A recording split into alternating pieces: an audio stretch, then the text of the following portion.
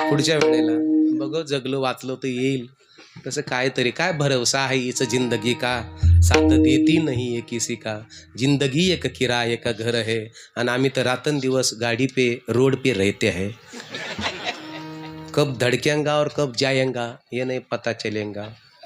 कारण की बरेचसे वारकरी आम्हाला म्हणतात बाबा कळण वर आलं का कळण, आम्ही कोणत्या लाईनीत आहे, बाबा लोक कोणत्या लाईनीत येते वर आल्यावर कळण.